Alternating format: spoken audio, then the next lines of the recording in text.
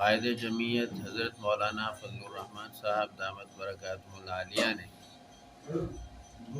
ایران اسرائیل جنگ میں کھل کر ایران کا ساتھ دینے کا اعلان کیا ہے اور واضح طور پر کہا کہ ہم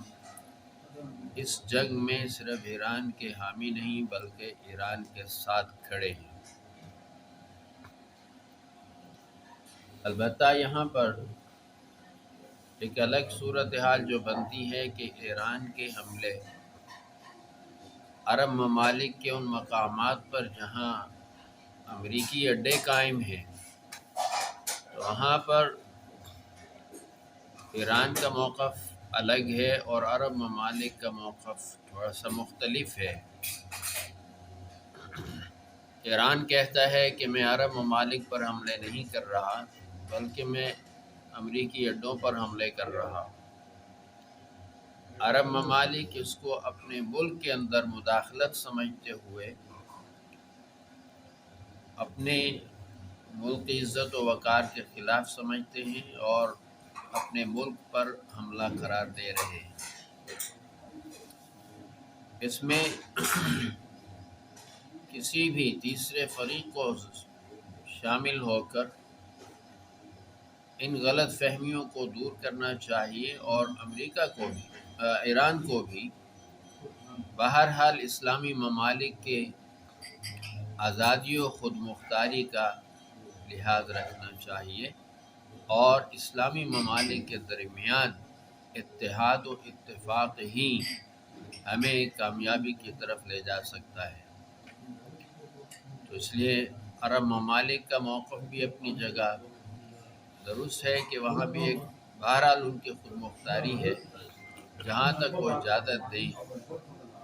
اور جہاں ان کی طرف سے اجازت نہیں ہے تو ان کے خود مختاری کا پاس و لحاظ بھی ایک قومی اور بین الاقوامی تقاضا ہے۔ ان کا موقف تو بڑا واضح ہے کہ دونوں برادران اسلامی ملکوں کو تحمل سے اور مذاکرات سے کام لینا چاہیے۔ یہ جنگ نہ ہمارے لیے مفید ہے اور نہ ہی افغانستان کے لیے مفید ہے۔ پاکستان کی شکایات بھی درست ہیں، افغانستان کو پاکستان کی شکایات دور کرنی چاہیے اور پھر پاکستان کو بھی اپنا افغانستان کے پڑوس کا احترام کرتے ہوئے وہاں پر اپنی دوستی کو پروان چڑھانا چاہیے۔ امریکہ کے عرب کنٹریز میں جو اڈے ہیں، اگر وہ اڈے کسی بھی ملک کے خلاف استعمال ہوتے ہیں، جارحیت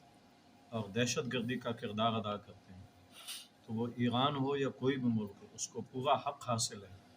ان اڈوں پہ حملہ کرنے۔ اس وقت پوری دنیا کو جو ایک امن کا وہ ایوارڈ لینے والا آج اس وقت اسرائیل کے ساتھ انسانیت کی درندگی کے اوپر اتر آیا ہے، اور اس قسم کا کوئی بھی عرب کنٹریز کو بھی، متحدہ عرب امارات کو بھی چاہیے کہ ایران کے اس معاملے میں تحفظات دور کرے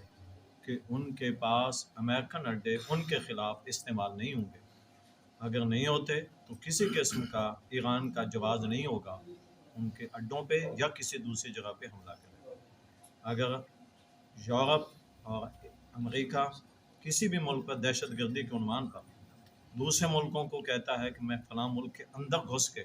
حملہ کر سکتا ہوں، اندر یہ وہ چیز کر سکتا ہوں، تو پھر باقی لوگوں کو بھی یہ حق حاصل ہے کہ اپنے وطن کی حفاظت کے لیے، اپنی زمین کی حفاظت کے لیے جہاں کہیں بھی ان کے اڈے اس کام کے لیے استعمال ہو رہے ہیں، اس جارحیت پر، تو اس پر حملہ کرنے کا